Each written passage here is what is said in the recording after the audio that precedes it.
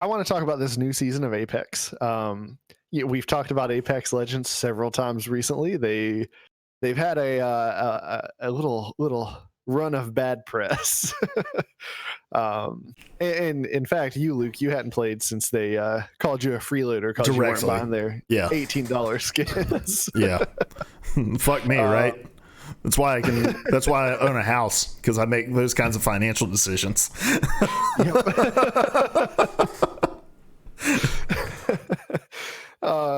So anyway, and I sat out the game for a few weeks, but I love the game enough that whatever, I jump back in. I'm not going to spend any more money on it for a while. Um, but this season brought a lot of big changes to the game, and we all have jumped in and played a little bit, at least a couple of hours of it. And so I just wanted to kind of go through and let's talk about the changes they've brought. First, we're going to talk about the changes, and then I want to talk about what these changes do for the trajectory of the game. If anything, does this move the needle on the bad press? Does this show any sign of improving the way this game has been managed? So first off, a lot of the characters got some tweaks, some buffs and nerfs, and I don't want to go through all of that, but they are actively managing the game, trying to improve the quality of life on that front. But obviously the big change is that they've dropped a brand new map. And so if you haven't jumped in yet or seen the trailer yet, the map is it's a really interesting map. It's fire and ice essentially. This factory had this chemical explosion that just froze everything on one side of the map, but it was also a volcanic region. So there's ice, there's lava, and in between there's like a hot spring region. So drop it into that map. What are your initial impressions of it? What are your thoughts on it? Yeah. I thought there was a notable size difference in the map. And playing it last night, it felt bigger, and it also felt a little denser in terms of the areas, and maybe not in named areas with a lot of really great loot, but just a lot more buildings kind of interspersed throughout in between the named areas, to where it didn't feel like, oh, you're running through a fucking field for 2.5 minutes to try to get to any form of civilization. So I appreciated that. I thought there was Before you move on from that, I just want to weigh in there. Like, there are several cities on the map that feel like cities. Mm-hmm. Like, it's not just Skulltown. There are several towns with multiple buildings with multiple stories. So yeah, that's a great observation. Yeah, I also thought the game looked brighter, and maybe that's the map design from there as well. I like the uniqueness in those kind of like 3 distinct areas as well, with the fire, the ice. I was surprised that there's liquid that appears to be toxic, that when you touch it doesn't hurt you, but yet there is lava that if you touch it, it does hurt you, and there's no impact if you touch the ice. So I thought that was a weird decision, but overall I think the new map is cool, and I love those maps. Can get stale playing on them over and over and over and over again. This coming from a guy who watches a shitload of League of Legends, so which is all played on a singular map. But yeah, it was a welcome change, definitely.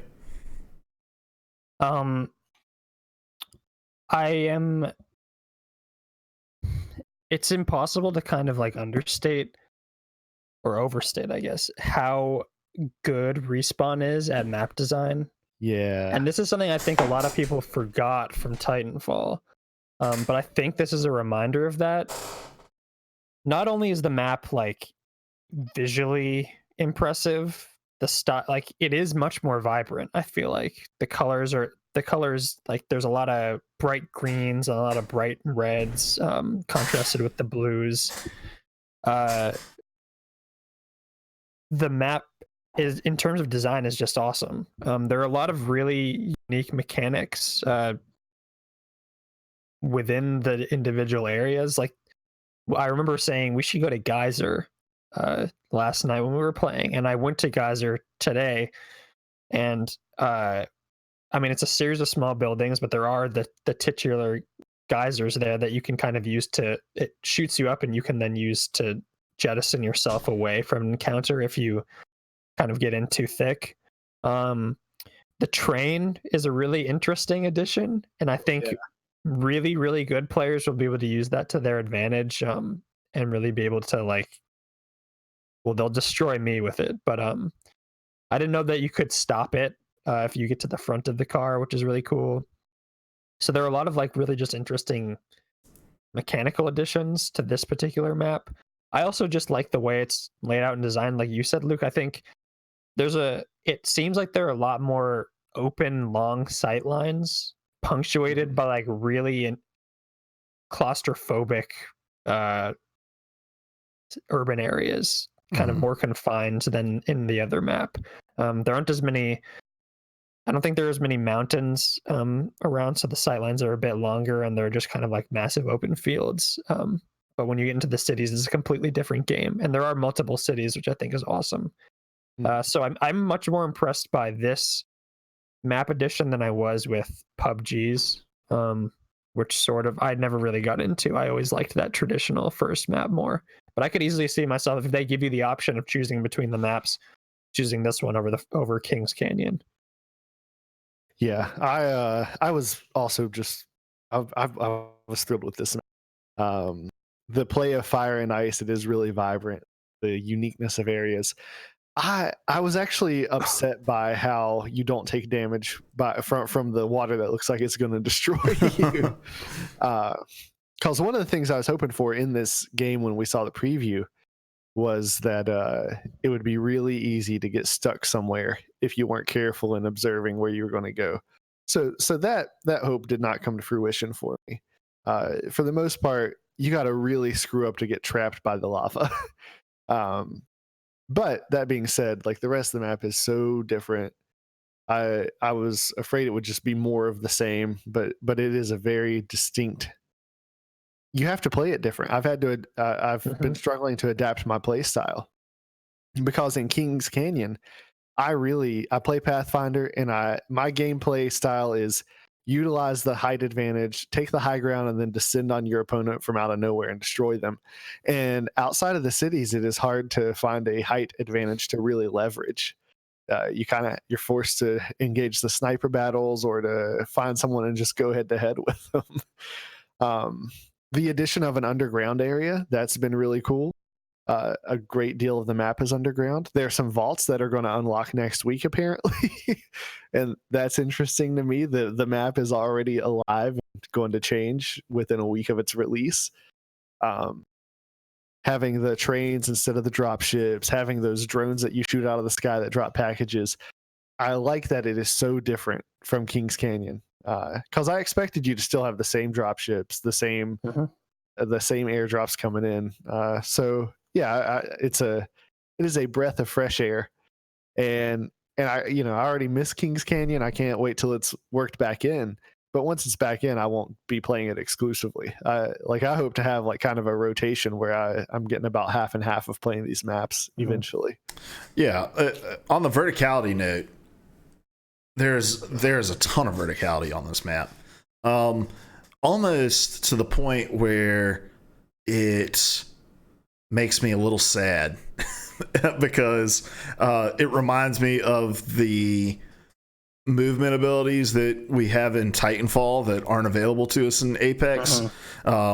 Like really Pathfinder and Octane, I think those are really the only two characters that have any kind of vertical abilities. Everybody else has to, find stairs and climb the short distance of a wall that you can climb.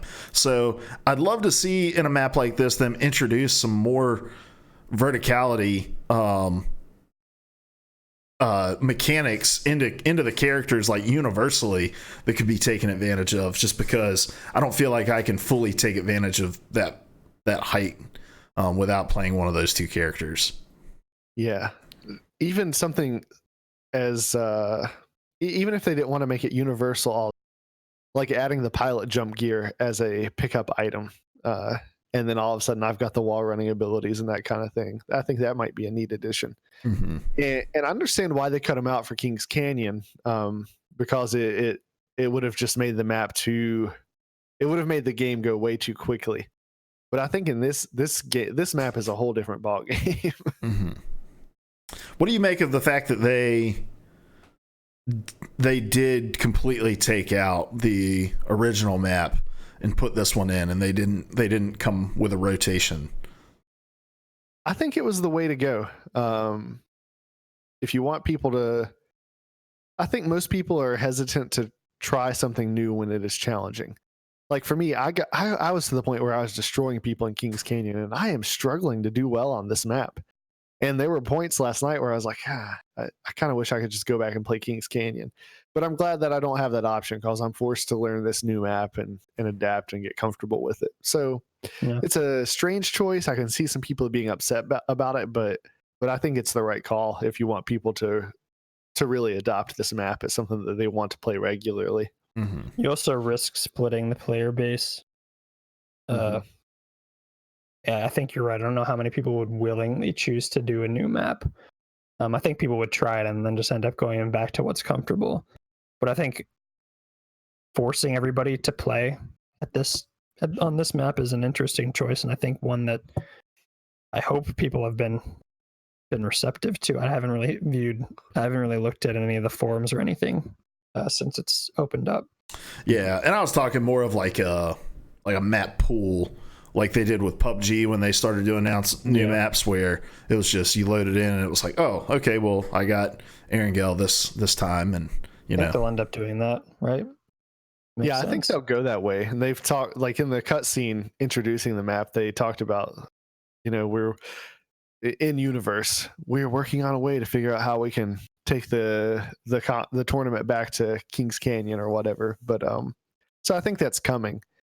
But I am glad they did it this way. Also because, so if you can pick a map, you're going to split the fan base. But if it's in a pool and I really want to play this map, Battle Royale games can take so long that I'm not guaranteed any kind of, like, anywhere near the level of playtime that I want to have on this map. Yeah. So you'll get a lot of people who also quit to get the map that they want. Yeah. Yeah, that's a good point. And I also remember back in PUBG, I mentioned PUBG as the example. I don't think it went well when they did the map pool to start. I think people definitely had their preference. And that's why they added back in, like, oh, just play Erangel. Mm-hmm. I hadn't put this in the notes because I had forgotten about it till we talked about quitting to get the map you want. But an addition they made is there is now a punishment for quitting. And I think that's worth talking about. The first time you quit, there's a 5-minute penalty. And is this in ranked? I think it's in any game mode. Because I was quitting like crazy when I was playing earlier and didn't do anything. Maybe it is just in ranked then. Okay, that makes me feel a little better about it.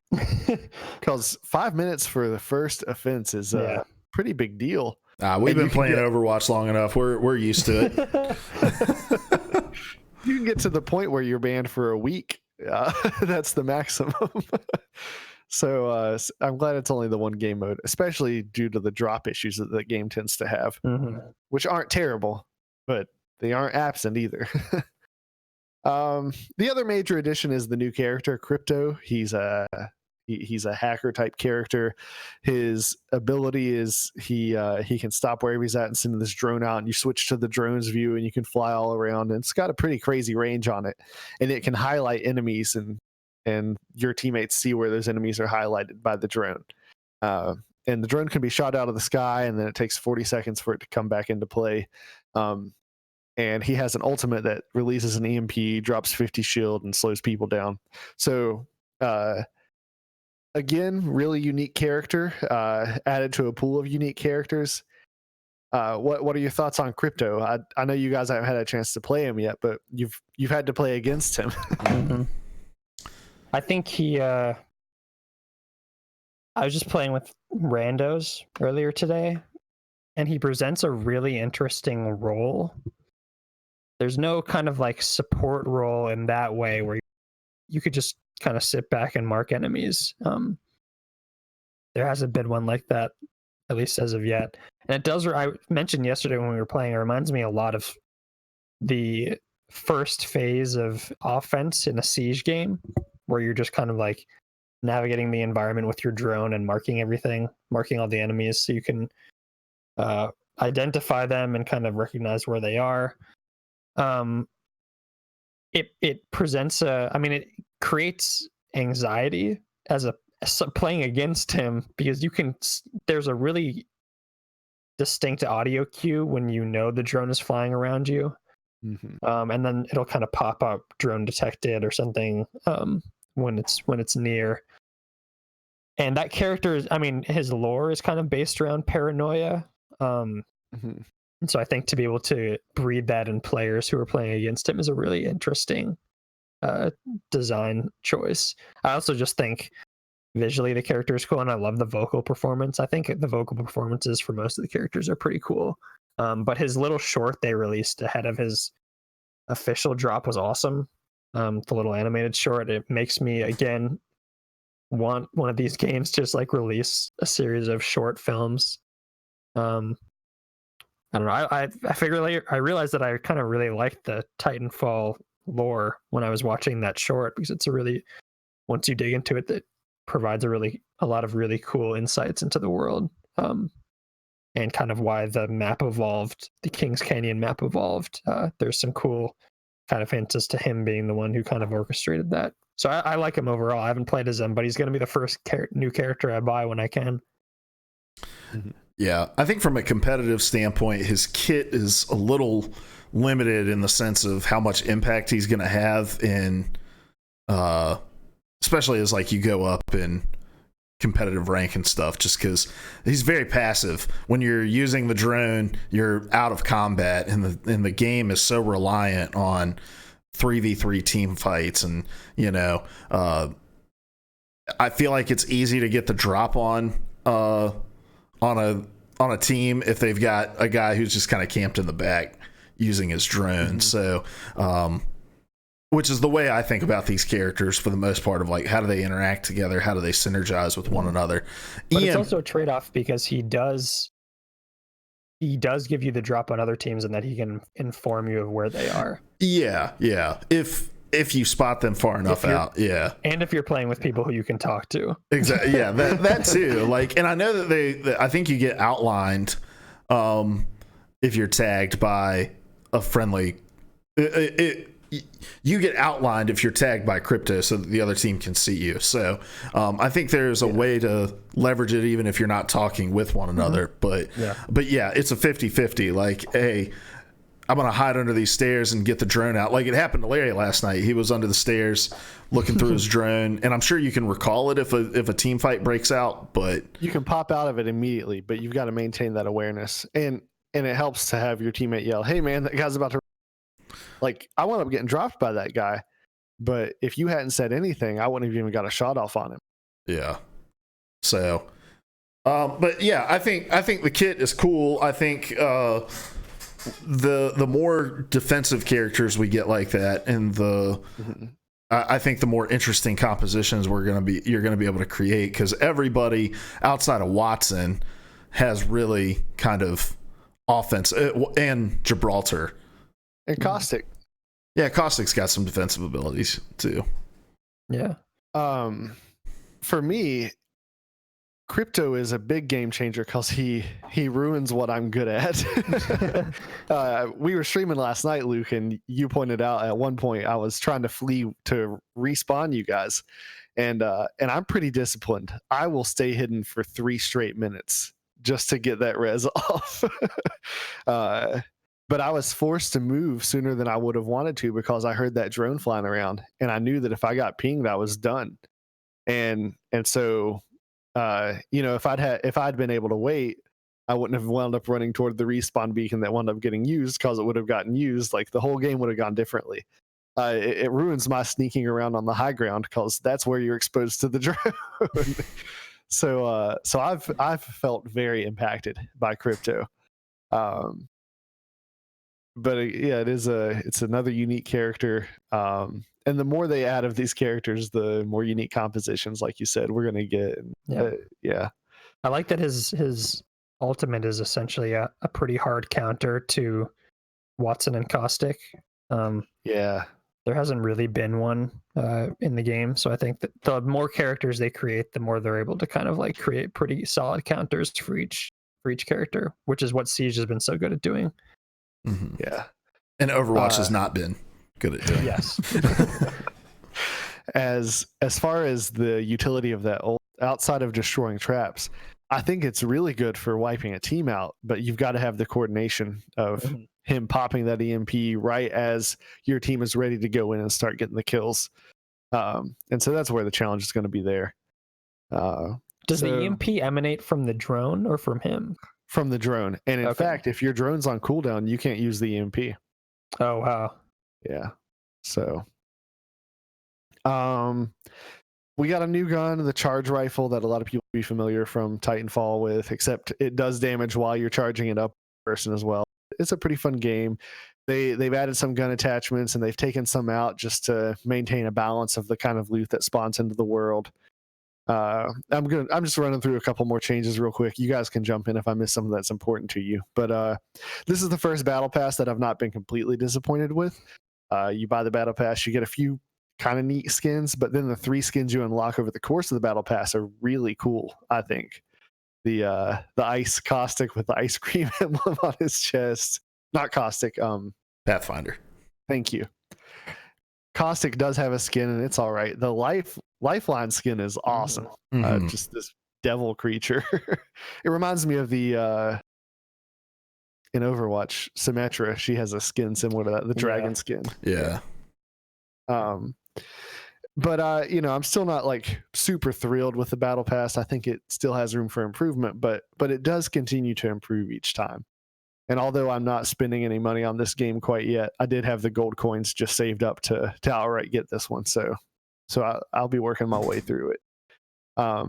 So a lot of big changes this patch. Do you think this is enough to increase the longevity of the game? Is this going to keep roping people back in? Are you guys back into playing this? Does this offset some of that negative publicity? How are you feeling about these changes? Well, personally, am I back into it? I mean, I'll play, but I'm not really a hardcore battle royale guy to begin with. Yeah. So I'm as back in as I'm going to be likely. So yeah, and I think should they have handled the Reddit stuff differently? Yes. Is it something that's going to sink the game in the long haul? I don't think it is, and I don't think it should be. It was a mistake, and just be better moving forward, and we can get over it. And but in terms of the actual substance of the update, and I think there's a lot of interesting things to be learned from this with the new map. I think we're reaching the end of the kinds of new content that you can expect to see in this game. And now it's going to be stepping back and assessing like what's been the most successful at drawing players back in. Because Respawn has been very intentional about saying we want to avoid crunch, we want to avoid the constant churn of content that these games often require. And so with the new map, with all these new gun attachments and the new like loot drop rotations, things like that, I think there's enough changes for them to step back and say, okay, what's working, what's not working, what can we dedicate more resources to and take some resources away from. And I think we're really going to see them hopefully doing more interesting things on the map side, because I think that's going to bring more people in than even new characters will, in my opinion. Yeah. And I agree. Like that's the biggest draw to me here. Like I kind of can't wait to hop back on and explore this map some more. And the work that goes into that, though, like I just want to appreciate that, to create a map of that scale. Because you think about how many maps are in a typical shooter, right? And what is a battle royale map but a bunch of tiny arenas clustered together into one big landscape? And all those little arenas have to be fun to play in addition to the spaces between those arenas. And so I appreciate that a lot of work has obviously into this. And I don't know how often you can be dropping new maps and of this scale and expecting them to be great, but reworking them, like I think about Fortnite. Fortnite's demonstrated that even small tweaks to a map are enough to draw people in with curiosity because they want to see what's happening. Mm-hmm. Yeah, I mean the in terms of the longevity, I think the map is a good start. I think, as you said, that's what's kept me coming back. I mean, I do want to eventually get crypto, but it's so rare for a battle royale to release another map and another map that's this good. I think this is the only battle royale I can think of that has two really solid maps. I mean, its only other competition is PUBG, and most of their maps suck. Yeah, and I think the other two, other than I haven't played the third one, but there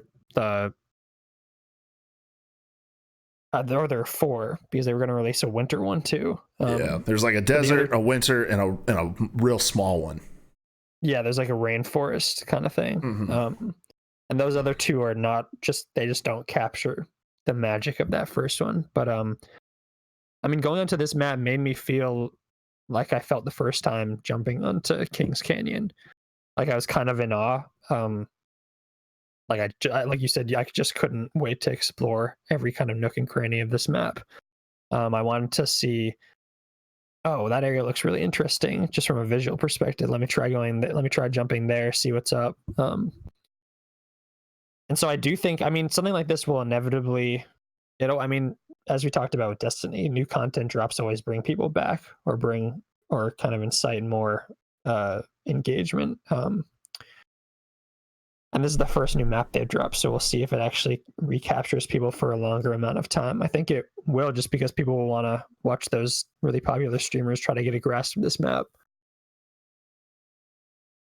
Yeah, the extra content's what's going to keep people coming back, and I think that's where a lot of the complaints have been with Apex, is just the quality of the extra content that's been added as far as skins and that kind of thing.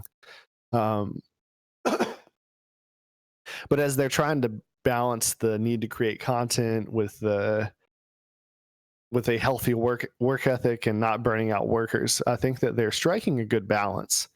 Would I like to see a little more in terms of skins and that kind of thing? Yeah, but if this is the level of content I can expect, and they're not pushing people into crunch, like, I am personally satisfied with it. Yeah, I'll need a little more skin wise if they want me to keep spending real life money on battle passes. And I'm never going to drop $18 on a skin. You call me a freeloader or whatever you want, but that's ridiculous. yeah. But I will keep playing the game with the level of stuff that's coming out. Yeah, it's a small thing, but the way they teased and then revealed crypto is kind of I feel like the ideal way to do it, even though it did sort of leak and people had found him. But like putting him on the map, integrating his lore with the previous map, this is how you do it, not the long prolonged alternate reality game that was Sombra. Yeah. And it's a small thing. I mean, not everybody really cares about that. They just end up caring. They just care about how they end up playing the game. But for me, I think that stuff keeps me interested in the game outside of when I'm even playing it. So the more they can do that, I think this showed that they can. So I hope they continue to do that.